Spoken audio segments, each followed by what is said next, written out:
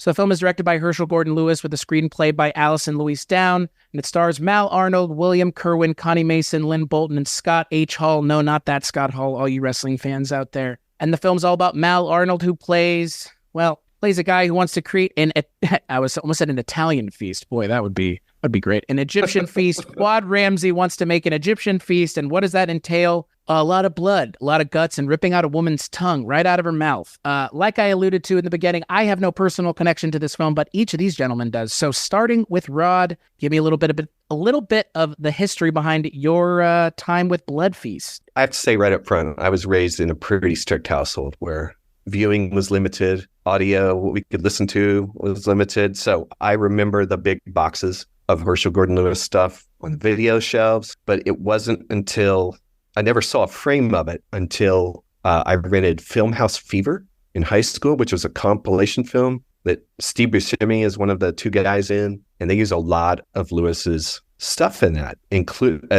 like Blood Feast and 2000 Maniacs, I believe, are the biggest films featured in that. So I remember that was my first true exposure to his movies. And part of me was like, I should not be watching this. This is like, it was so odd and so unlike anything I'd ever seen, that part of me was just like, I should not be watching this. I'm so glad my parents aren't here.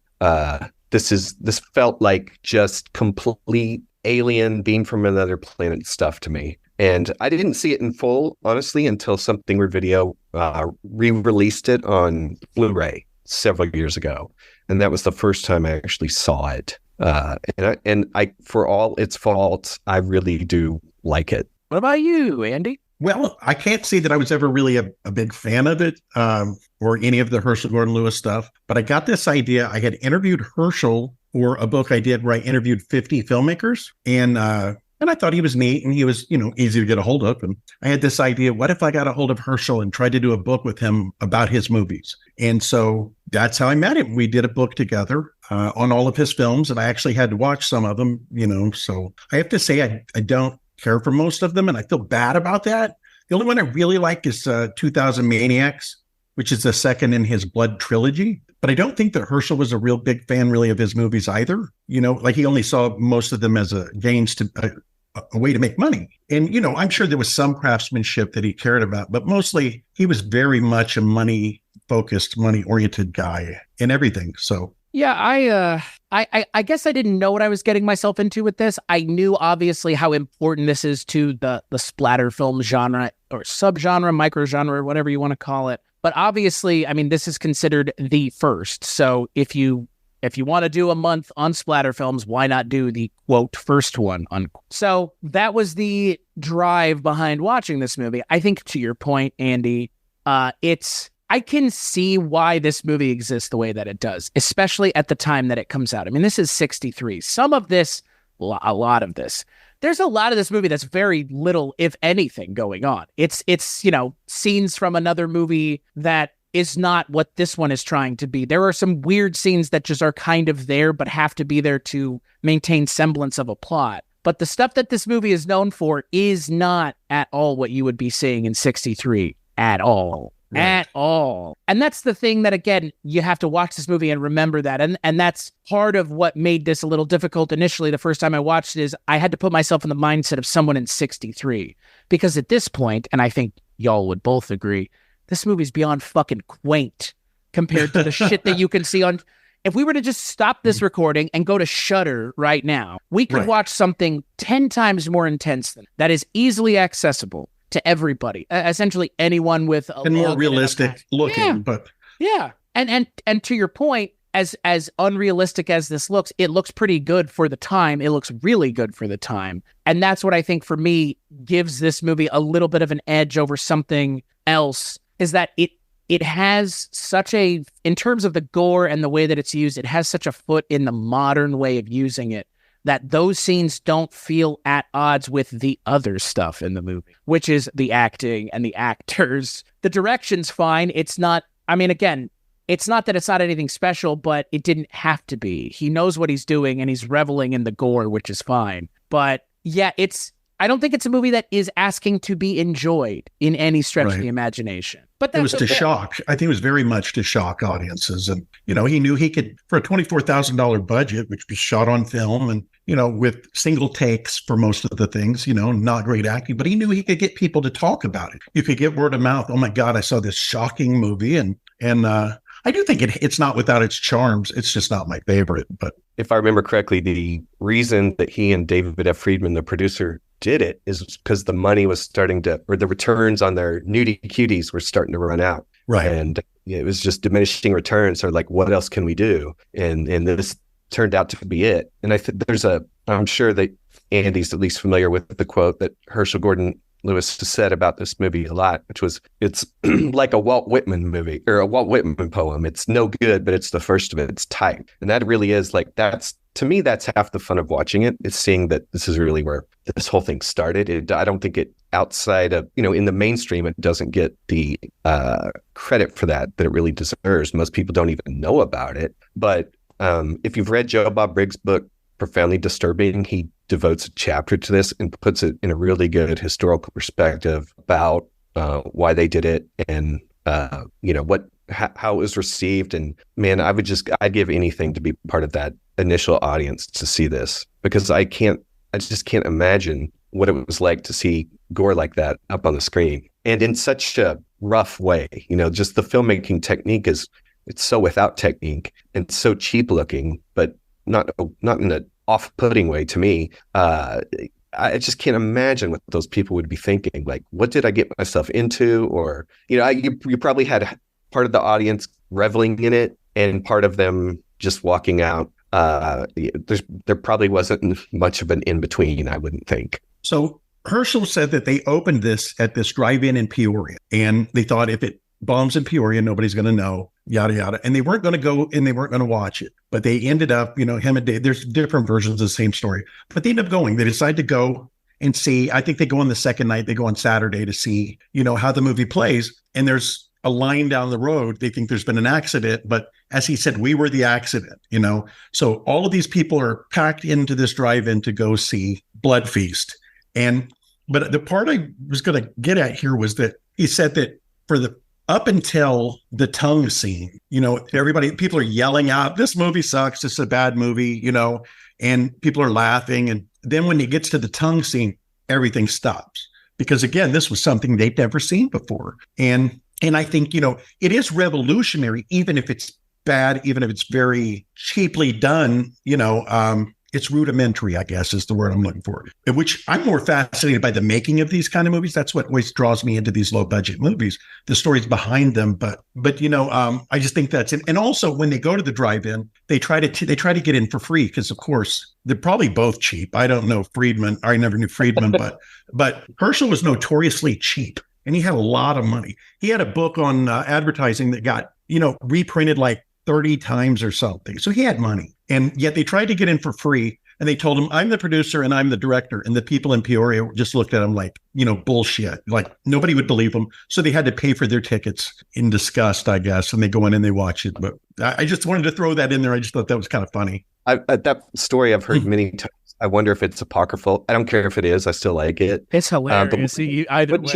What you just said about the audience reacting, like laughing until the tongue scene reminded me of when The Exorcist got re-released for the version you've never seen. And right. I remember going to that, and I'm in my 50s. I've seen The Exorcist several times, but I was with a Friday night audience of a bunch of teenagers, and they were making fun of it and everything until the first possession, where you actually see the Reagan as the devil, and they shut the hell up. And from then on, they were loving the movie. But it's like an hour to an hour and a half to get to that point.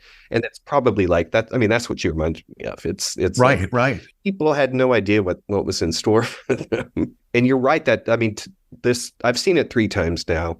And most recently, just this last week, and I was watching it at home. The only person at home was my youngest son. And the only time I was worried about him walking in was when that tongue scene started. And I was like, oh man, this is even rougher than I remembered. I just, please don't walk out here right now.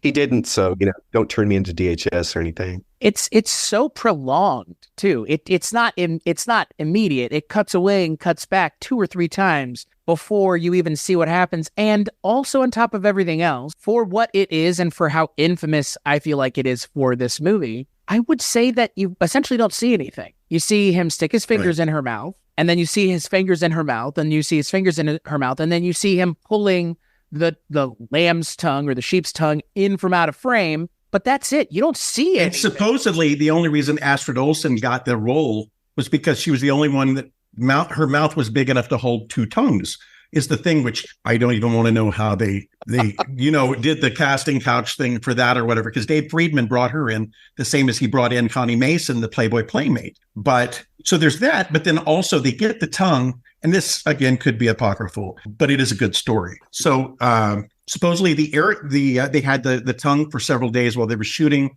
and the refrigerator breaks down or malfunctions, and so the tongue stinks and it's nasty, and they still shoot it and still stick it in her tongue or in her mouth, and which is really disgusting. But you'd think she'd be reacting more in the, out of revulsion. It would be hard to just lay there silently and be dead after you get that nasty thing in your mouth. But I mean, I guess if the option is I'm going to have it put back in my mouth for another take, I think I sit there and I don't move. That makes sense. That makes sense. And not for nothing, they give out vomit bags. It's like a William Castle type promo. Right. And supposedly they were the first ones to give out barf bags. I have no idea if that's true, but probably. And what's funny about, that the idea of revulsion to the point of vomiting, which Rod, you mentioned The Exorcist, they talked about that in The Exorcist, all people were puking in the aisles. All that does is just generate good publicity for a really, again, for a movie that I think the three of us would agree is fine for what it is.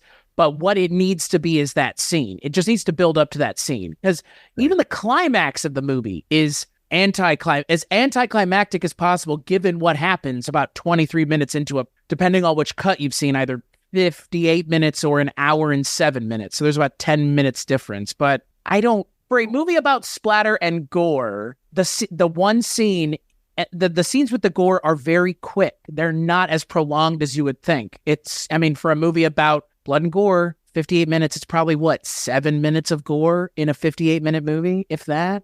It's not as prolonged as you would think now, given, in Terrifier, a woman is split in half over the span of 10 minutes. But, it's hard for us, even though we all know about film here, it's hard for us, I think, now to really fully understand that context of watching movies before 1963, when, you'd had these things where Western movies, people get shot point blank and there's no blood and they just fall over. And so, when you put, and apparently there were other movies in Italy, I've seen it claimed, I don't know, that had blood before that. But at least here it was, the first of its kind. But I think that we have to look at that context of how shocking that would have been if you'd never even seen blood in a movie. Right. True. And like Psycho, you don't see the knife go in, but you think you see the knife go in just because of the editing.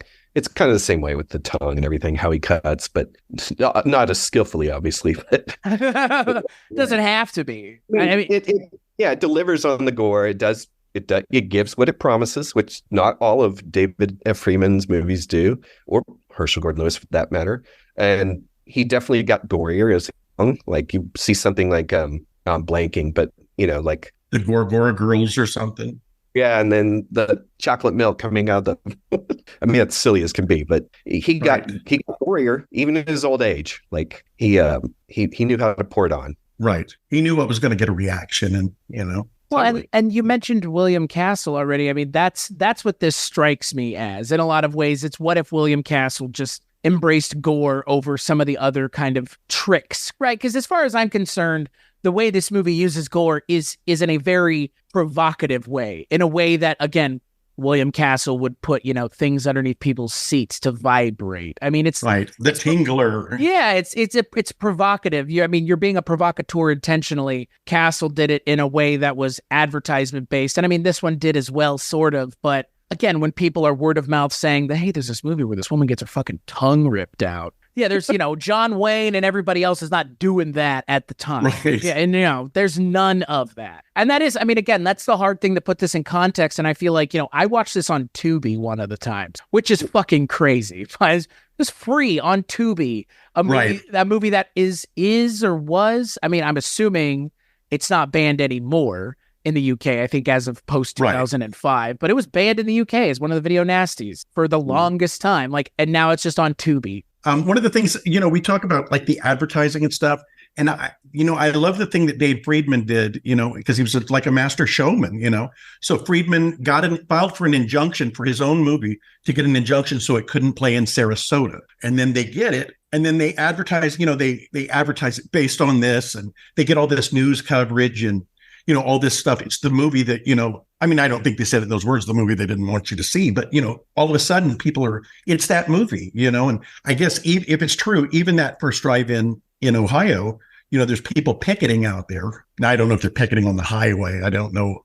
That could have been made up too. Who knows? But the movie Snuff, that too, that the guy who produced Snuff, which is not in the same league, but he used those same tactics of, boycotting his own movie, hiring people to picket, hiring people to call radio stations and complain or whatever. But it is I guess the William Castle thing is kind of a good comparison if he didn't hire Robert Bloch to write screenplay, because right. screenplay, supposedly that the down credit you gave is Herschel, using a pseudonym because he thought women or people would they'd be kinder if a woman wrote it, or they thought a woman wrote it or something. But yeah, I mean, it passes the Bechdel test, obviously. Right, obviously, this is going to do it. So hard. You know what's funny? I saw that name in the credits before I even knew it wasn't a real person, and I was like, and you're like, that's a pseudonym for something made up. Yeah, that's the fakest fucking name I've ever heard, because it feels like a name that all you got to do is rearrange the letters and it's Herschell Gordon Lewis, because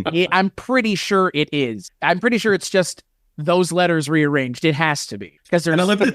Yeah, there was no real script. There was an outline, and then they kind of put together a script with the cast, but it was only like 14 pages, which tells you why there's this shit. And my guess is, and I don't know this to be true, but my guess is some of that footage of the police stuff, which is what you're talking about, it's like a whole other movie, was put in there to extend the length. I have no idea if that's true, but they do feel like two completely different movies. And the funny part about those scenes is that the cop figures out the whole thing from his office. Like he breaks the case in a chair in his office, like that. In the whole movie, he's sitting there and I figured it out, and he's a hell of a detective.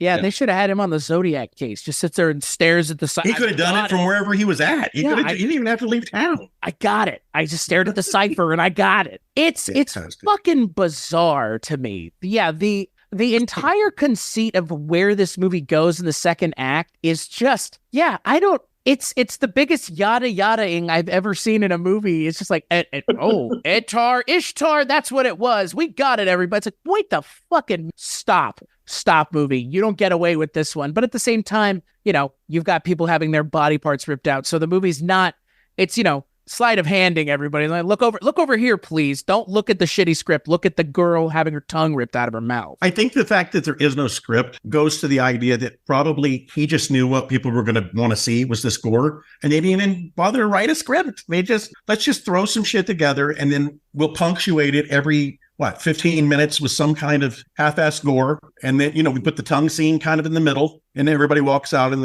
they don't know what the hell they've just seen, but they're going to talk about it. A little peekaboo nudity, not ton, but little, yeah. Nothing you can see and feel like you got your money's worth. And a lot of static shots of like Zenith radio, so you can hear the news reports on. And yeah, there's definitely a lot of padding in there. And the out of focus shots are fantastic. And I love the newspaper article that says it says woman's legs cut off, ! And it's the headline. Like, it's the weirdest fucking headline. Are you telling me that they don't write that in your neck of the woods? Man with head removed on the front page. I think it just says legs cut off. Yeah, it does say legs cut off. It sure does. That's great. If you read the headline underneath it, like right above the fold, it says something about a beer sipping horse. I'm sure they don't match. Yeah. You just stick that part on there. And I know I already mentioned Terrifier once, but Damien Leone has to be a fan of this movie. Because as far as I was concerned with the first one, I have not seen the second one, but I know what everybody's criticism of the second one is. This movie has no plot. We've essentially already established that. Right. Terrifier 1 has no plot. I think everybody who's seen it would agree. However, Terrifier 2, apparently, which is 2.5 hours long, is replete with all sorts of mythology and backstory and narrative and all the things I guess everybody really wanted from the first one. And then apparently in the commentary on the disc for the movie, there's even more mythology given by the director. I know, but that's why this reminded me so much of Terrifier, the first one, because that movie doesn't have a plot either. It's just for the gore of it and the practical effects. And this movie is the same thing. Like, again, and I'm not saying people aren't doing Terrifier, but people haven't done what Terrifier was doing the way that they did it in a while. That nobody had done this is the important thing with this movie. And yeah, this movie is not great, but again, I think we've already established it doesn't have to be. And Terrifier is not great either, but it didn't have to be either. It literally made enough of an impact with what it was doing that it got people excited enough to go out to see the second one, and it made however much money it made. And Herschell Gordon Lewis does the exact same thing from here on out with his own movies, ramping up the gore, ramping it up, giving people more of what they want, which is more gore. Right. Ducks. I don't want mythology in my Herschell Gordon Lewis movies. I don't want them in movies. They But tried even in this movie. They're like, look at Ramses back in the day. It's like, who cares? Yeah. Or Ishtar, who's not even Egyptian. Yeah. Yeah, it's just so simple. Here's an exotic caterer who is killing people. Right. Yeah. But I love and I'm sure you guys saw this, like the reason that they even put the Egyptian shit in there was at the hotel where they were all staying, there was an 8-foot tall Sphinx outside, and he thought this would be cool, and so they just inserted a bunch of Egyptian lore, I guess you would call it, Egyptian crap, quote unquote, but into I was going to say the script, but they don't really have one, so is inserted it into their way of thinking. It's built in production. That's right. Yeah. Hey, look. Yeah. I love People say, was that actually shot in Egypt? Oh, Look at that Sphinx during the closing shot. It must have been shot in Cairo. on location with Herschell Oh my Gordon God. Lewis. Yeah.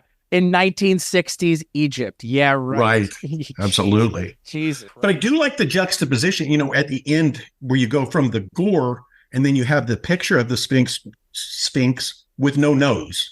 And I always wondered if that was an on purpose thing, because it's like, haha, he has no nose either. And I don't know, but it'd be about as good a joke as anything else that's in the movie.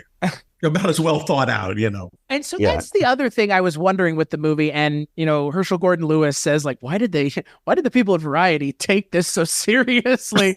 I was wondering that, again, from a more modern perspective, less the 1960s perspective, how much of this feels tongue-in-cheek to you guys? Like, how much? Oh, a lot. Right? Because I don't understand how anyone took this shit seriously at all. So according to Mal Arnold, who was the was the Egyptian guy, Fuad, that's looks very made to look old, but actually looks like he's 25, which is ridiculous. According to him, Herschell purposely was getting everyone else to act campy, but told him to act straight, which his performance is pretty terrible also. So in a different way, but so that makes you think that, Herschell knew exactly what he was going for. I have no idea if that's true, but because there wasn't really much culty things in 1963, right? Like maybe he's inventing cult If you want to see the true, yes, I agree with Andrew. There's tongue-in-cheek, definitely. The true tongue-in-cheek version of this is one of its ripoffs, The Undertaker and Its Pals, which is also set in the food service industry. And it was 1966. I think it wasn't directed by Ted V. Michaels or Michaels, whatever, but he did the Corpse Grinders, though, right? Yeah, he did produced it or presented it or something. But it has the women all have names that go with food. So one woman's name is like Mary Lamb, and so they kill her, and the next day's menu says leg of lamb. So it's like that's the true pun, elbow in your rib sort of version of Blood Feast. Like makes it really. And just to throw this in there, I wanted to do a book on Ted V. Michaels right after this. And I got a hold of him, and when we talked, he was like, I don't want anyone, we can't use the terms cult because I'm offended by that. We can't use cult or, trash, which I wasn't going to say trash in his book by him, but maybe it's kind of trash, but, but he was just so reverent about his films, which was exact opposite of Herschell. Herschell told a story, he's gone now, but Herschell told a story about, he hadn't heard anything about these movies in a long, long time. And I don't know what year this is. I'm guessing it's like in the 80s. He gets a telephone call and somebody says, is this Herschell Gordon Lewis? And he says, yes. And they say, are you the one that directed? And I can't remember which movie it was. Maybe he named off a couple. And he says, yes. And they said they wanted to fly him somewhere, he and his wife, and they were going to screen his movies. And he told his wife, this is a big joke on us. They're going to make fun of us, but it's a free trip. Again, this goes along with Herschel's cheapness, because he's like, we get a free trip out of this. And they go, and much to his shock, everyone loves his stuff, and they're very excited. And he never expected, I think, or planned it or really wanted it, but, figured he could make some money on it later on. It's kind of a neat little story. Well, and, Andy, your book about Tommy Wiseau, I'm sure, talks at length about him trying to retroactively claim, I made the movie this way. This was my intention all along. Which this is when Herschell Gordon Lewis was, that strikes me that same shit where it's like, right. I don't know, does it matter? But don't try to put one over on everybody that you knew what you were doing. Because this movie would have been significantly different if it had been campy. Well, and we're talking about a time when you screened a movie and it was gone, right? And these weren't going to screen on TV ever. So there was no VHS. There's none of this. So, as far as he knows, these are going to screen one time, maybe somebody go see it a couple of times, but then they're gone. So there's no reason really to think about legacy here. He's not thinking about what people are going to figure out down the road or look at or analyze. Why would he have possibly thought anybody's going to analyze this movie? Right. He's thinking, I'm going to get in, I'm going to make a quick buck. I guarantee you that's it, because literally every conversation we had about anything was about money. Here's an example. Like, I asked him to write an introduction for that horror book, the one that Rod brought up earlier. We had done a book on the 101 scariest movies, and it has an introduction by Herschell. And I asked Herschell, if I paid you $200, which, whatever, if I gave you $200, would you write this introduction? And he sends back the introduction and wants the $200 that day. And it's like, well, Herschell, I'm poor. I work a 9-to-5 job, man. I'm going to have to get you this $200 like in a couple of weeks. And he wasn't super excited about that, but he was ready to get that money, man. He's old school like that. He was old school. Man. Even the day when I pitched in the book, I wanted to do a book. I was going to do a book on him to start with. And he says, and how much of this money am I going to get? Which there's no money in that. There's no big market for that book. And I said, well, it can be your book. We can split it 50-50, which 50-50 of, nothing is not very substantial, but he did manage to get the publisher to pay him some money, though, well before it had sold anything. So that's Herschell. God damn. I was interviewing him about his time in Oklahoma City, working and starting his career here in TV and radio. And he shot a couple of movies in Oklahoma. But I asked him if he was going to come out of retirement and do another one. And he was like, if I'll do anything. If someone's ready to pay me, I'll be there tomorrow. So he was all about, I don't think he cared. If you've seen some of the stuff he's put his name to, like late in his career, like he presented a horror anthology that I can't even remember the name of it, but it was really, really terrible. He'd probably not even watched it, but yeah, exactly. I'm sure, he filmed a little thing at the beginning and lit his name to it. And I'm sure just for the paycheck, not that it was huge, but it was not nothing. Well, he was really excited about, having sold the rights to Blood Feast 2. And I don't think, which he did not direct for the people that are listening that don't know, but there was a guy that wanted to make a sequel to Blood Feast 2. It's 40 years later down the road or something. And Herschell's like, give me my money. He was very excited. He advertised the movie somewhat. He was even giving away copies of our book on Indiegogo or one of those sites. I can't remember, to help raise the money. But he got his money first, best believe, because that's what he was. And then good for him. I can't fault him for that. But he even had a quote that he had said something about, I pity anyone who sees film as an art form rather than a way to make money. And I'm paraphrasing that, but it's pretty close. So I haven't seen Blood Feast 2. I thought he did direct it, but I just wasn't interested in it. The idea, why, I don't know. It's like, can't go to that well twice, especially after.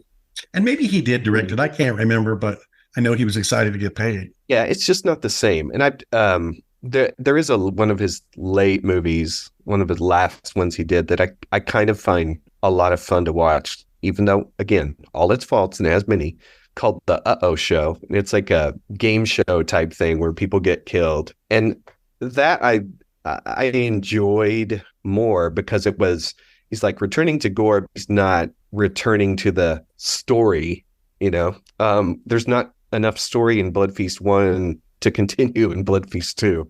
So I'm not interested in that. I have seen the remake of The Wizard of Gore and thought, well, this is worthless. It's just, you just can't, lightning can't. Same thing with 2000 Maniacs got remade and it wasn't great either, but it lacks, whatever. I'm not saying that his movies are good by any stretch, but they have a spark of something, they're their own thing. And you can't, in the same way that you can't just create a cult movie on purpose, you can't create your own Herschell Gordon Lewis movie. I mean, after the fact, try to recreate that. I mean, again, no. Tommy Wiseau is an apt comparison. Look how many times he tried to redo the room. I mean, everything else. I mean, that's the thing. It feels like a lot of these directors are chasing that first high, right? Like they're chasing the drag. And then they also want to be, retroactively be like, well, I knew what I was doing. So I'm really smart and it's a cult film. It's like, that has never been how this worked. And maybe it only worked that way in a couple cases. But even the things that, are looked at as like the shining hill of cult movies like a Rocky Horror Picture Show. That was a thing before it was even a movie. So that, I mean, in a lot of ways, that's a bad example. This is a good example of a cult movie, 100%. This is a movie that, like, literally in 2024, why would anyone watch this movie? Because it's a movie that's worth talking about and watching because of where it puts itself in a chronological timeline of things that will come much later that would not exist without something like this, at least not the way that we see it now. I mean, I'm sure somebody would have gotten a wild hair up their ass at some point in the 60s. Rod, you've already mentioned similar things. I'm sure we could go around the table and talk about other things that were coming out at the same time, but this is that first one, and that's, you can't get around that. Nothing can get around. Rod mentioned Joe Bob Briggs earlier, and there was a quote by Joe Bob Briggs, and I can't remember what it's from, but where he made fun of it sort of, and he said, tongue in cheek, Herschell Gordon Lewis decided to make a horror movie, so he opened up the freezer and started pulling out meats and throwing them on the floor, and, for his gore, and it's kind of funny. I mean, it's just, here's a tongue, here's a heart of an animal, pull it out of a woman. I don't know. I just always thought that was kind of funny. I think I cut Rod off again. I'm getting really good at that. Even though I'm not interested in seeing a sequel to Blood Feast, like, he was lucky to make several other movies that are also still true cult films, but he also has just a ton of pure shit that is not watchable. And he didn't even know what movies he had. Yeah. Like there are probably movies that are still missing because like he couldn't verify or not verify, I think we ended up coming up with something like 38 movies he had directed or co-directed, and 35 he had absolutely directed. But he couldn't say for sure there weren't 2 or 3 more out there. Exactly. Yeah. So that's how inconsequential they were to him. He didn't even write them down or keep track of them. Right. It was about making the money off each one. Go to one town, go to the next town, go to the next town. And then when it plays out, start over. They would do it until the print broke or whatever, until it was unsalvageable and make another. One thing I love about this movie that we didn't talk about is that it's my favorite part of the movie. Absolutely. Is there's a part, I think it's the cops, where they say all of these murders are the same, but they're not. Every one of them dies in some completely different funky way. One of them gets their eye popped out or cut out. And then there's a leg cut off over here. There's a heart pulled out over here. And they're like, all of them murders. And they're not one's in a bathtub, one's on the beach. Then one person, for no reason at all that is discernible, he tries to kidnap her.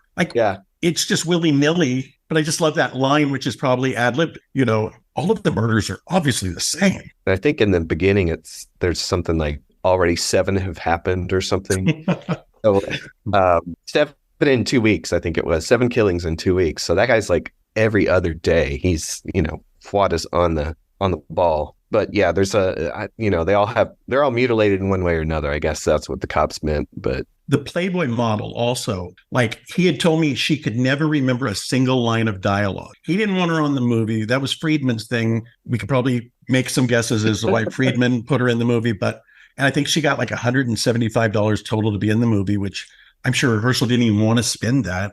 But she can't remember any lines. And when you watch her, you can tell she's reading the cue card, especially the part where she's talking to her mom about having the party. And she's like, I can't remember the line, but it's something like the murders just ruin everything, and you can see her eyes going back and forth. It's great. At a time like this, I think is the line. Like, yeah, it's like, at a time like this, God, she's the best looking one in the movie, but I mean, not the best acting though. No. And it's bad when you're the worst actor in this movie. And I think she is, but she's the best to look at. I'll say, I don't think she's really any worse than the others. She does get, I know.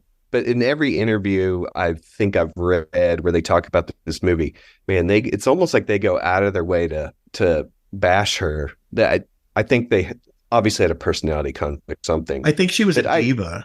Like, she thought because his thing was because she was in Playboy, she thought she was a big star. And supposedly she tore up her hotel room. And I have no idea, like, what she's, doing rock star party, kicking out the TV. I mean, that sounds unbelievable a little bit, but I just don't. I don't think it's deserved as much as they smash her when you look at everyone else's performance. They're anti-performances almost. Right. And I think she's just as bad as the others. I wouldn't say she's the worst, but I'm going to compare them to the median line of badness. Yeah.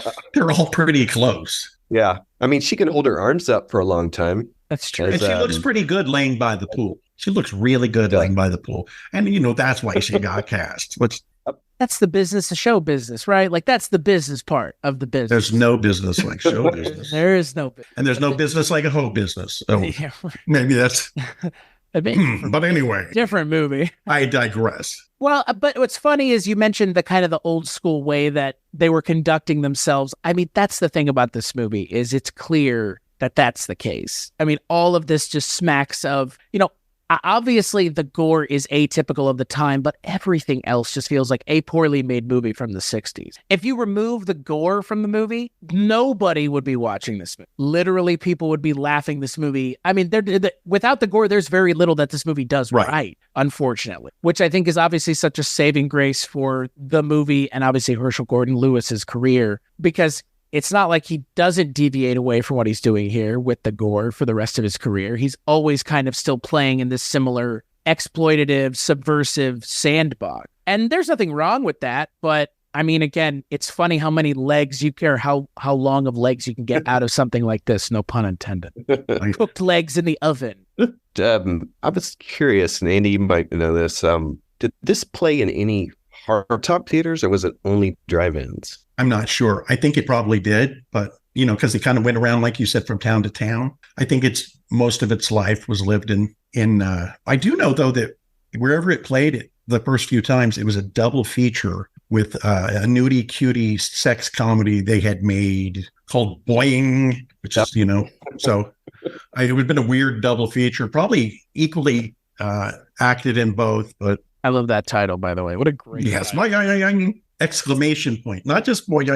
So is that in reference to breasts or a wiener? Maybe it's the breast made the wiener go boy. That's what I was wondering. That's what I thought. But. White shoot. Right. Yeah, right. Exactly. So we were talking about the actress, the Playboy model, why she might have, and I was just thinking about it. It's not anything I've ever given any thought about before, but if Herschell doesn't like her and the others don't like her and she's supposedly a diva, my guess is that she held up the production somewhat and time is money kind of thing. Because when it comes to money, again, money is king in Herschel's world, or was. And, if it costs money, because he obviously was not a big fan of hers. And there were no double takes. I mean, no, they didn't do second takes, he said, except for when there was things that were absolutely awful. And looking at what's in the movie, it bears the question, what were those things? Like, what were those takes that were so bad? It seems like you'd almost put the goofs and the flubs in, that's all right. Just put it on in. Well, that's the thing. Yeah. Like I kind of mentioned how much of this you guys think is tongue in cheek, because if it had been me making this, I would have leaned heavier into that. But again, that's not the intention here. The intention here is the gore is the focus. It's how many times can we put this up on screen with the budget that we have without, without really having to go out of our way to create a plot? Like you mentioned, you have a woman being kidnapped and then she's just being whipped, which seems like just another reason to have, again, for no reason, seemingly no reason. And then we find her, face down on a bloody table 5 minutes later. And it's like, oh, okay, this existed solely to have this continuous shot of just all the way panning down her body from head to toe, which takes like a minute just to show every single gory detail. Like, if that's what this was about, okay, got it. And that's going into the movie the third time I watched it, I was like, okay, I just have to watch this solely as what is the gore being used for? Because again, that is all this is about. Like, it reminded me of Deranged if Deranged had less value in its plot. Like, it's just trying to be subversive, but Deranged has a performance at the center of it that is a lot more interesting. I mean, it comes 11 years after this, obviously, but I would say in terms of the gore and the sickening stuff shown on screen, that was atypical of that time too, in a way that this one is for the time it came out. But a performance at the center of it that's memorable goes a long way. And Mal Arnold's not bad, but I mean, he's bad, but in a way that the movie is also equally. He was working on stage at the time he got this role. And he says his agent called him. All of this is weird because you think here's a guy off Broadway working who has an agent, and here he is with these darkened, weird eyebrows and the white shit in his hair to look like an old man, and he doesn't look old at all, and he's doing those weird eyes. Yeah. It's funny, he only uses the hypnotizing eyes once, but they keep doing it. They zoom in on his big eyes. And the first time it's, he's kidnapped. Yeah. I mean, he's hypnotizing the woman. Well, what the hell's the point of it the other times? Just to remind us he's the same creepy guy we saw in the other scene. I guess. The eyes are expressive, so. They're very expressive. Yeah, he's always popping them out. Yeah. So, Chris, are you telling me you weren't riveted by the whole book club scene where the guy lectures for like 5 minutes? I think that's where they do a flashback to Ishtar and all that. But that to me was, this time especially, was just a patience tester, not to hit fast forward. But I didn't. But man, that's 5 minutes. You deserve an award for that. Yeah. It's 5. Since you'd already seen it twice and you knew what was happening, at that point you got to fast forward. It's so much just like an exposition dump in the worst way. It's like, I don't care about any of this. Like this doesn't add to my enjoyment of the movie. All it does is, again, it just feels kind of like it's forced into this movie. Like somebody just forces it. It's like the Terrifier 2 thing, where all of a sudden you got forced exposition. Nobody wants that in this movie. Yeah. Well, and then cut that shit right out. Well, you're looking for the wrong kind of movie if that's what you're here for. Like you're not really aware of what the expectations are. I was here to see the new Truffaut, but I actually accidentally walked into Blood Feast. Yeah. I mean, that's what, it's funny you say that, because Art House, like, as independent as this is, I love how bright and colorful it is. Right? Because if it weren't, I don't think I would enjoy it, because it looks like a sitcom almost. The colors still pop. Yeah, that's part of the appeal. If it looked dirty and grungy and grimy, it would feel more nihilistic, maybe, and just leave a bad taste in my mouth, versus this is kind of fun. I feel like the intent would have actually, I don't know intent, but the vibe would have been completely different, I think. And I don't know that it would have legacy with today. I absolutely agree. And I think it's about getting that blood in bright red. Yeah. Well, and to your point of thinking about something like Texas Chainsaw Massacre, I don't go back and watch that movie very often because of the way it's just how gross and grimy it makes me feel. But I would put this on before I would put Texas Chainsaw on again, just based on, again, how over-exaggerated it's again produced. I mean, the production design behind this movie, they knew what they were doing. The colors and the juxtaposition of the blood is... the gore is what you're here for, but they don't slack on the production design. Even that scene, I mean, it's so bizarre. The guy giving the lecture about the Egyptian stuff in front of this, like, I don't know, like a fucking wall. I don't know what it, like, they went down to the local hardware store, like a Walmart, got 1,000 yards of cloth and just hung it up behind him. I don't know. It's so bizarre, but at the same time, it kind of works with how bizarre everything else is in this movie. Again, though, that's just the kind of shit where I think, were they running short on running time? Because, again, obviously those cop scenes were shot somewhere else. The majority of them were in that office. And I really have to think that some of that, and he never said that, and I'm probably wrong, but it feels like they were shot completely separately at a different time and stuck in there, and which would explain, we need 2 more or 5 more minutes. Let's put a scene in here where he explains how he knew, where he'd learned about Egyptian, remember, quote unquote, Egyptian crap. We'll bring that one back. That's right. We're having a throwback there, callback. The thing with the Egyptian blood feast, again, it's so ambiguous as to what it is. I appreciate that there's not, like, they don't spend a lot of time getting into the particulars of it, which is, I mean, good and bad for the movie, as long as they're not over-explaining everything. When they over-explain things, the movie slows down. Yes. But thankfully, they don't get caught up in explaining it. But at the same time, my issue with the end of the movie is, like, it really just wraps up out of nowhere. I was not expecting our villain to get in the back of a garbage truck and just die. It's shocking in the stupidest way possible. It was shocking. Oh, it is. It's terrible. And everything else is gory. Why don't we see him get smashed? We might as well just throw a dummy in there and fill it up with blood and watch it get smashed. I mean, that would be kind of fitting with the rest of the movie, but you just see that hand and some gore, some blood. Yeah, that could have been the very last thing. Like, we got to end this. We're out of money. How do we end it? Well, there you go. Yeah, it's got to be. One thing I didn't realize until this watch is that the production company is named, ironically, Manson International. Mm-hmm. That was, I thought certainly that's got to be some kind of retroactive joke, but it wasn't. Like, that was from the 50s. And it just adds to the movie for me. Like, frame one, you're kind of in that weird headspace of what's acceptable and pushing the boundaries of taste and independent horror filmmaking, especially independent filmmaking at that time, was so fascinating in that, and jumping around just a hair here, but I'm pretty sure, and I can't remember that Herschell made some movies like this, but I know other people did. There were theater chains that would pay people, they would finance movies that would only show in their chain. And so they were producing their own movies. Then they didn't have to pay any fees to screen the movies. Because I remember Last House on the Left was one of them that was made like that. And it starts out as a titty movie somewhat, and then it ends up being what it is. And I just find all of that, fascinating. These theater chains going, let's finance a movie and know nothing about what it's going to be. Here's some money, Herschell Gordon Lewis. Bring us Blood Feast. That's how it's supposed to be a porn. Yeah, it was going to have porn in it.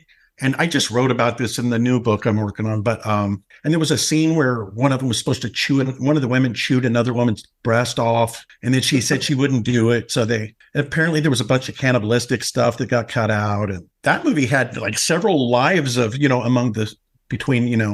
that's a different one, different episode. Have us back for that. Yeah. But, I've never seen that movie either. Shocking. Like you talk that, like that goes back to my grimy thing. Like it feels dirty until 15, 20 years ago. And I just felt like I needed a shower. Yes. And by then, like I've seen everything, it's like nothing can really shock me. But that movie was like, ugh, like I just feel gross. That's the way I feel when I watch Texas Chainsaw Massacre. It's the same thing. When she falls down in the room of bones, I'm like, fuck this. This is nasty. That is a really, Texas Chainsaw, I think, is really well made. And it is kind of a downer. It does, like, I didn't revisit it for a long time because of that. But it's Disney compared to Last House on the Left, I think. It almost feels like a snuff film. And, very much. Yeah. It's so... just intentionally, like, I don't know, rot. You know what's funny about that, real quick? I just learned this when I was working on that book, but it was just a chapter in it. It wasn't the whole book on that.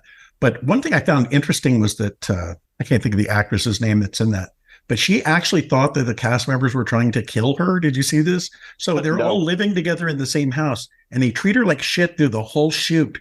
And they're pushing her around, and David Hess is scaring her all the time. And apparently Wes Craven knows this and kind of thinks it's funny. So they use it to their advantage. They just scare the shit out of this poor lady every time they're filming. And Wes Anderson, that'd be weird. Wes Craven laughs in an interview later on about how she thought she was in a snuff film. And they thought it was hilarious. Like, that's not... I mean, it's pretty shitty, but it's effective. She looks terrified. Yeah. Yep. And it's weird. You think, how the hell would this even happen? Anyway. If only we're able to use something like that for this. Right. He'd be like, that's a cheap way to do it. Just actually kill somebody. Exactly. Right. You don't have to make the effects if they're dead. That's right. And you don't have to pay them. Exactly. We'll pay you at the end of the shoot. Yeah. So you guys kind of opened the topic. So I want to go a little further down it.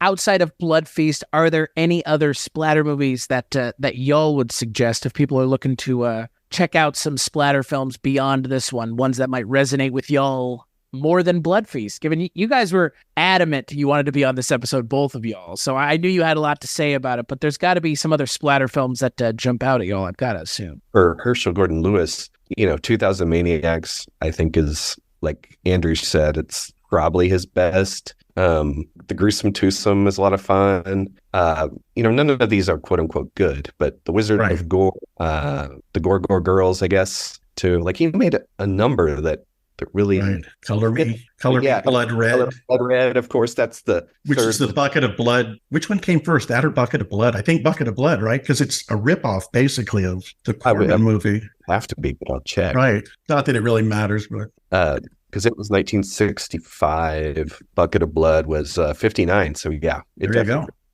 But yeah, other splatter movies. Oh man, that's like a huge. I mean, if you want to go in the route of like bizarre and how much of this was intended, I would say Pieces from was that 1980 or so. That is pretty fucking crazy movie and has some dialogue in it. That the early 80s was a good time for those, like that was the height of these constantly showing up on the, at the video store, these slasher movies, and most of them were awful. But, when I was a kid, you couldn't have told me these were terrible. I've written them every weekend, like based on these covers that looked creepy, I'm trying to think of some others.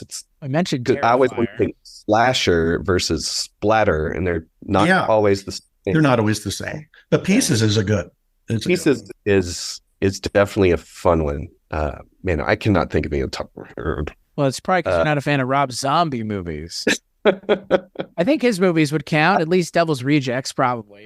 I like, it's the only one I like is Devil's Rejects, because I like that gritty. You want to talk about gritty? It's got that 70s gritty. I feel like it's the only one that succeeds in that, or really succeeds at anything. Fair. Yeah, I like that, and I like the first, House of a Thousand Corpses. But what's weird is they feel completely different. Like they don't, and then all three of those movies in that series, because the third one's god awful. But is there just three? Yeah. Yes, thank God. And they all feel completely different. I guess maybe it's his mindset at the time. I don't know, but I've got another one that was like an independent. It's from the 70s. I Drink Your Blood. That's like satanic hippies. It has some gore in it, and it's fun. It holds up. I mean, again, it's not a great film, but it's at least tries more than Lewis ever did. right. Can a splatter film be a good film? I don't see why not. I mean, I'm just Driller curious. Killer kind of tried. I mean, it tried to be an artsy movie and be splatter, even though, I mean, I don't really like Driller Killer, but Dawn of the Dead would kind of count. That the George Romero original, that is pretty gory, or at least what I remember. And it's a real movie. It's a real movie, and it's good. We've mentioned it already once this month, but I think for me, like the peak of these movies is Brain Dead. Peter Jackson's. That's a good one. Oh, I think that's like the top of this for me. Like that would be the one. We're not covering it this month because I like that movie too much to cover it. Like I will fawn over it for an hour and a half. You know what's a splatter movie that I really like that people don't, I feel like I don't talk about enough, and is one that makes you feel gross and dirty? Maniac, like the Lustig movie that comes out in like 80. And I mean, it's so just scummy and awesomely perfect. Yeah, okay, so that's one I never wanted to see again, but that kind of gets into the Lucio Fulci territory. Like right, those it are does. splat. Yeah, and some of those I think are a lot of fun. And then some of them, like New York Ripper, it's like little too, I keep saying. Argento was going to work on they were going to make a movie together, Lustig, and I'm trying to think of the producer's name, Andy Garoni, I think that's his name, and Argento. And then the movie they end up making after Argento falls away is Maniac. It would have been interesting to see Argento involved directly in Maniac, but I don't know how differently it would have turned out. Maybe he ended up with like this killer score to go with it, but maybe some bright colors, right? Yeah, that's a good one. That's a perfect example right there. I've never seen Maniac. I love Maniac. The remake sucks, but I've heard the remake's okay. I mean, but it just feels like a whole other movie, man. I mean, I like. At what point is it a remake, and at what point is it a name only remake? Yeah, I don't think it's a true remake. It's its own thing. And I like Elijah Wood. Have you seen what's the actor's name that's in Maniac? The little greasy guy. He's in. He passed away. He's in The Godfather. He's in Taxi Driver. Yeah, Joe Spinell. That guy's amazing, and he played a very specific kind of character. And almost he shows up in all these great movies at the end of the 70s. And he was great. He had a very specific look and vibe. He was kind of creepy. And Elijah Wood and him are not the fucking same thing. The Joe Spinell movie I've seen more than once on purpose is The Last Horror Movie. I think it's what it's called. Caroline Munro. I don't think I've ever actually watched that. Yeah, it's fun. Part of it is shot like at the Cannes Film Festival, with no permit, stuff like that. Right. It has a bizarre ending that comes out of nowhere and isn't in tune with the rest of the movie, which is one reason to watch it. But yeah, that's another. It kind of fits in with what we're talking about in that way. Definitely. But I trying to remember how much splatter there is in it. I know there's some, but I can't say for sure how much. Right. Disappointed nobody brings up Cannibal Holocaust. He doesn't love Cannibal Holocaust. Right. Yeah. And we were talking about the Italian movies and we just moved right on past it. Well, probably a reason. Yeah, Cannibal Holocaust is one of those movies. I mean, we covered it 5, 6, 7, 8 years ago at this point now. Like, it's one of those movies where I enjoyed it in college for what it was, which was something you could put on and be like, hey, you ever seen this movie? Like, but now it's just like, it feels so passé. Like, it's just so quaint. And then the killing of an actual animal, as I know everybody gets really upset about, which I understand, it's part of the perversive, fucked up nature of the movie that they did that. Like, that was part of being exploitative, was to show people something they literally were not going to see ever. Well, and like you, I saw it when I was, at that age, and you're like, whoa, you're kind of shocked by this, and you want to be shocked, and you want to share it with other people. I'm like, this is real. These are real cannibals, and at the age when, like, oh God, what was that? Faces of Death, which half of it's supposedly not real or whatever. I don't know. But when I saw it, I was in high school, and I was like, we were like horrified kind of by this on the down low. We wouldn't say it, but it was crazy, creepy shit to see a woman get hit by a train or whatever. All this crazy shit is. A monkey having the surgery done on its brain. Oh, yeah. But that was fake. That was fake. For sure, that was fake.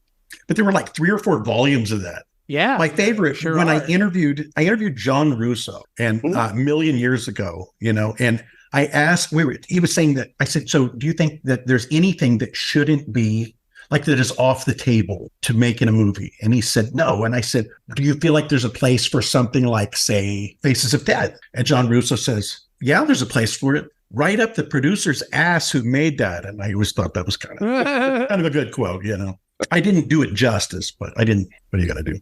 I didn't have the curmudgeonliness to it that John Russo might have had.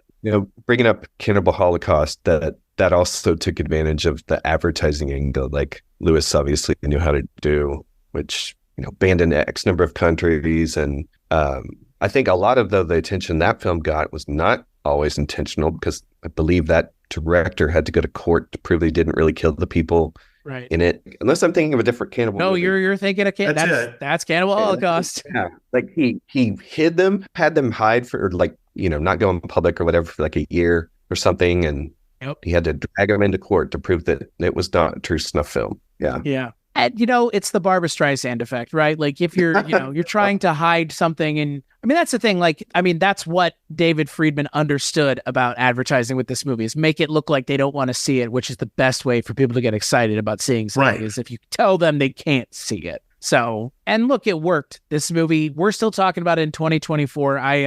I think about the infamous William Friedkin, Nicholas Winding Refn interview, where Nicholas Winding Refn mentions, in the same breath as Citizen Kane in 2001, he mentions Only God Forgives and Drive as masterpieces. And Friedkin goes, get this man a doctor because he's fucking insane. Right. It's hard to tell what's going to be important within a couple years of it coming out. It takes time for us as a society, and especially as content creators and people that make things, to have things take hold and be important. And we're still talking about Blood Feast in 2024. It just got re-released on Arrow. People seem to have this need to want to immediately label things masterpieces, like 5 minutes after they saw it for the first time. Masterpiece. It seems like there's this knee-jerk reaction to call brand new things masterpiece. And you're right. You don't know until you can objectively stand back and look at something with time. Right. What is a masterpiece, or what is Blood Feast.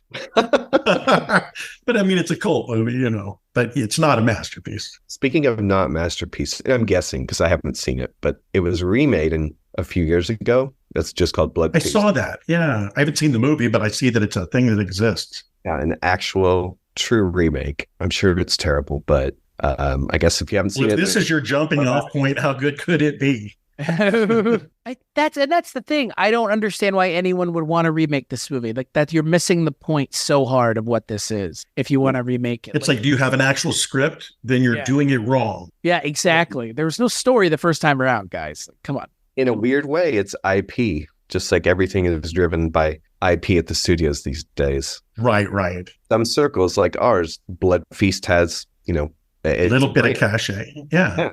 It's a brand.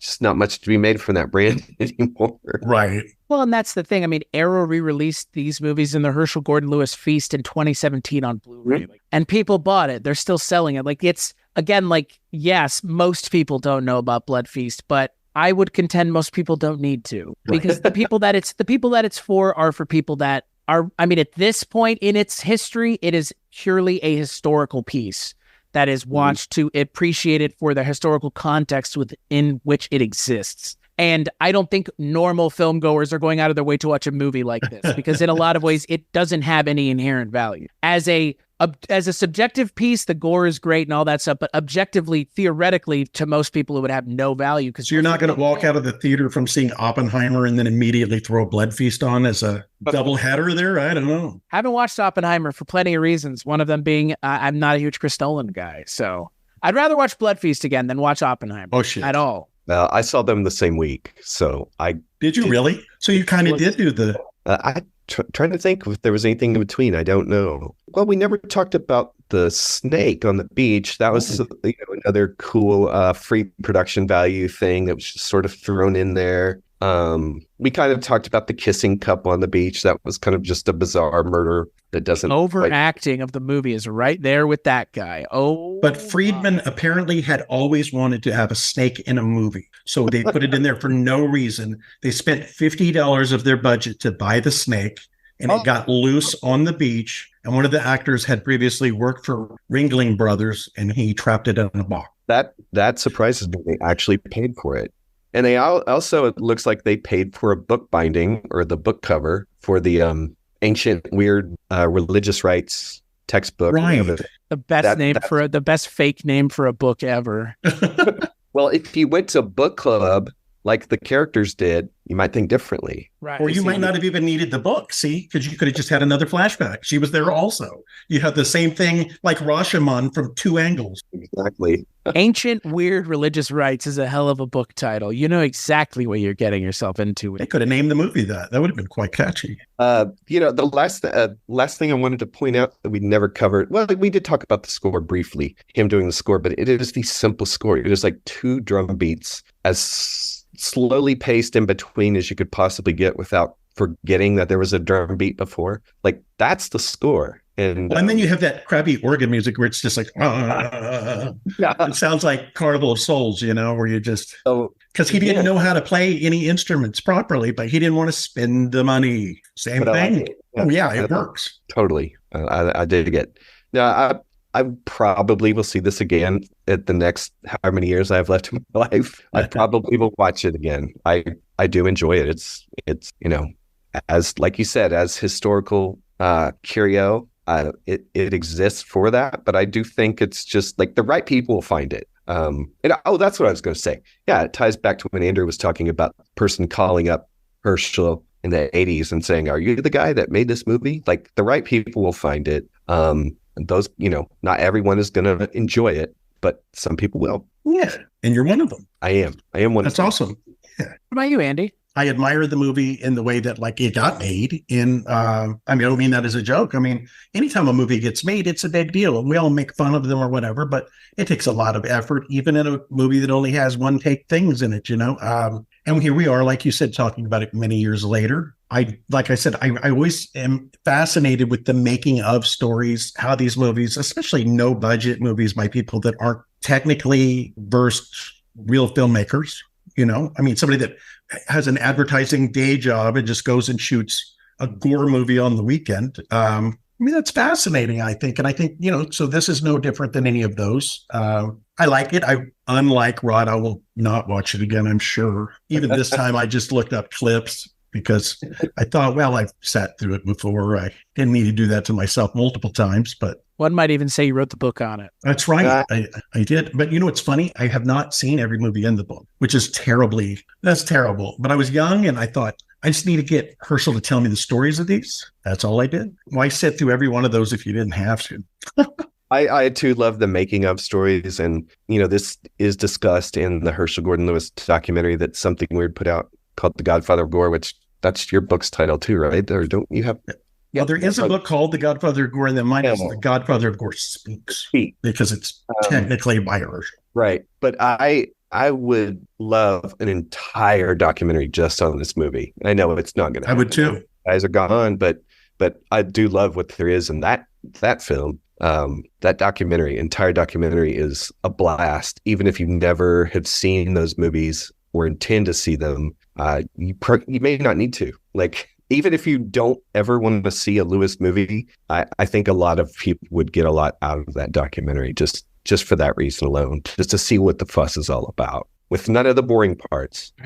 Can I throw a funny aside in here real quick about a documentary? So somebody got a hold of me when that documentary Skin came out, about the history of nudity in film. And I had not seen it. And somebody got a hold of me. Oh my God, you should check this out. The cover of your book is in it. So I'm like, okay. So I go and I watch it. And this is the thankless job that authors have, is that, so I put the whole book together. I got Herschell. I led the thing. I did the thing. But they cut out my name. They cut out my name in the documentary. And so just a picture of the book raised above without my name in it. And I was like, you motherfuckers. So it was almost a really amazing moment for me, but then not. That's kind of how most of the good moments in my life have been, is almost amazing, but pretty good. Yeah, your placement, the name placement on that cover is just ideal to crop out. Oh, absolutely. Absolutely. They felt that way too. Yeah. I brought this up earlier before we rolled. I'll just tell the story real quick. I did talk about how I interviewed him about his Oklahoma City origin story, I guess. He worked at a station called WKY, which is still around these days. But my grandfather was in advertising, and they briefly intersected at this place, WKY. They briefly worked together, and I'd asked Herschell about him. He did remember the name. I remember my grandfather saying when he was still around, and he died in like 92. So it was before I even saw Blood Feast. But I remember him saying he worked with a guy who went on to Hollywood. Wasn't Hollywood, it's more like Florida, but who had made some indie films that some gross horror films or something like that. I wish that I then had thought to ask more about it, but I hadn't seen those movies at that time whenever I was a kid, and wouldn't be allowed to anyway. But so that's my brief personal connection you hinted at. Never met him, but he was a nice guy. Very cool. Seems like an old school dude. And look,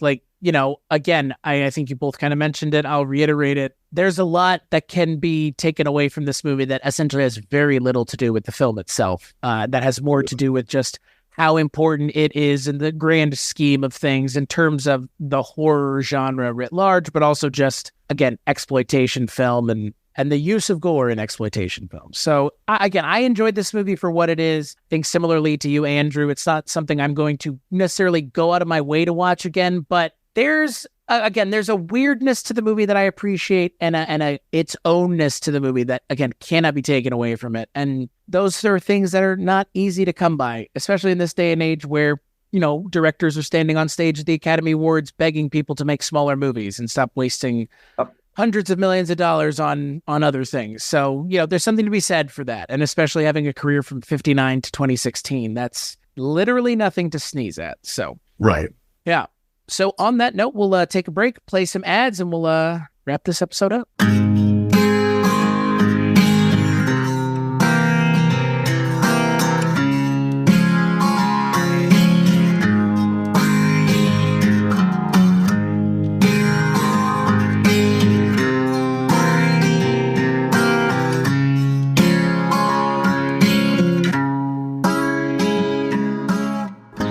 Hi, I'm Susan. And I'm Sharon. And we're the hosts of 80s TV Ladies.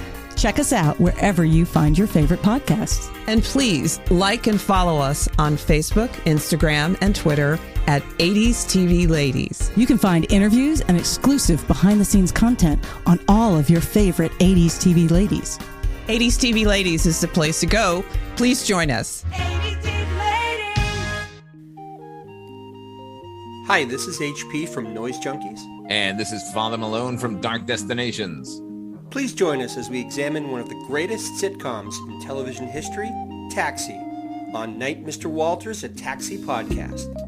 Good night, Mr. Walters.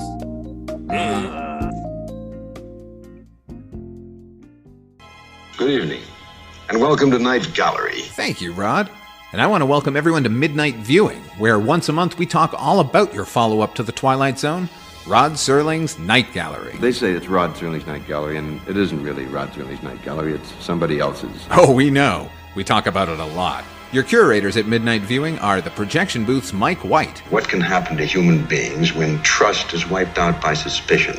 And Kulturecast's Chris Stachiw. Small boy encased in a crystal ball. And I'm Father Malone. The kind of thing that usually infests nightmares. Join us monthly at midnight viewing the Night Gallery podcast at weirdingwaymedia.com. Doesn't remotely belong to me. I have no proprietary interest in that at all.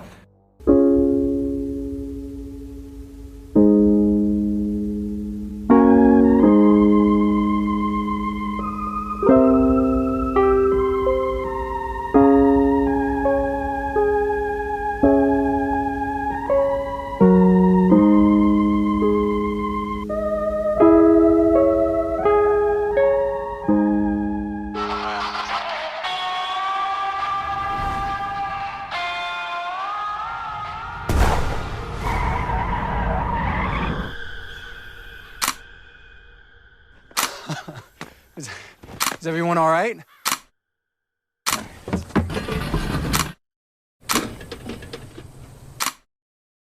Signal's got a mind of its own. Say pit stop. Pit stop. Pit stop.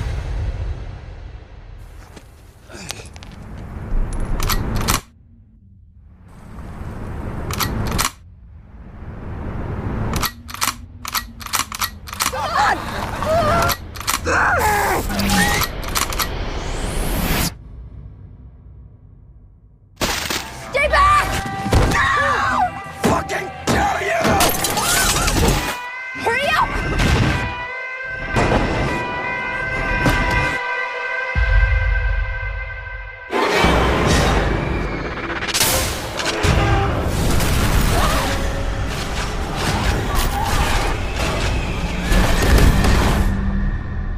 He's just taking his time.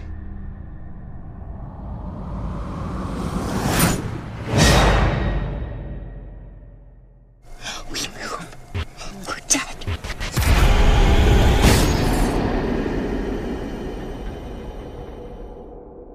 So that's right. On the next Kulturecast, we're going to be talking about Ryuhei Kitamura's Downrange. I accidentally picked 2 Ryuhei Kitamura films this month. Oops. The other one was Versus. So until then, Andrew, where can people find you and the things that you work on? You can find me in Kansas, and hopefully don't, because I like being by myself. But hey, you can find my books wherever books are sold. Amazon's always a good place to look. Walmart.com, whatever. Look me up, read it. If you like them, give me a great review on there. If you don't, you don't have to review it. It's okay. What about you, Rod? I'll vouch for those books. I own several of them, and they're great. I appreciate you. You bet. And I'll expect my check today. Okay, Herschel. He's old school, y'all. Old school, Herschel. I am, as always, at flickattack.com. Last time I was here, Chris, we talked about, I have an article on the Zodiac Killer, the 70s movie, in a book called David Fincher's Zodiac, Cinema and Misrepresentation, or something like that.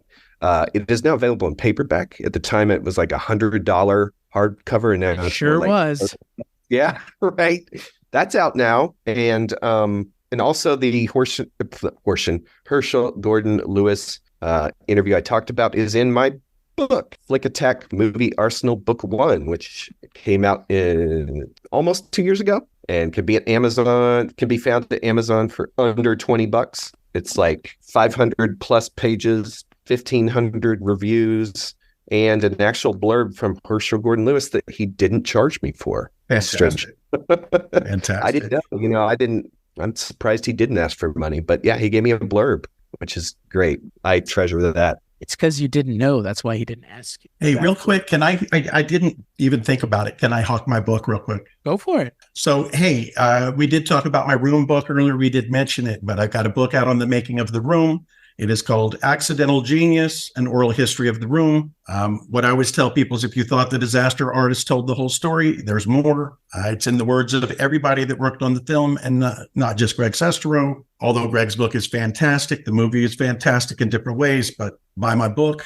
If you like The Room, if you don't like The Room, you'll still get something out of the book. Get the book. I got no books to hawk, but you can find everything that I work on at weirdingwaymedia.com, which is named after something that's in a book, Frank Herbert's Dune. But yeah, that's where you can find everything that I work on, including this show, previous episodes of this show, the thing that Andy and I did with Mike White, where we read through the Spielberg Lucas tapes, can all be found at weirdingwaymedia.com. As for this show, like, rate, and review wherever you get it. Patreon.com/Kulturecast is where you can go to get in on the Patreon exclusive collaboration between Mike White and myself, Rankin on Bond, where we spend every month with our friend Richard Haddam talking about James Bond movies. $10 or more gets you in on that. If that's something you're interested in, go now and check it out. Andy, Rod, thank you both so much for joining me. This has been a lot of fun. Hey, thank you both. Thank you. I will see you at an Egyptian feast. Yum.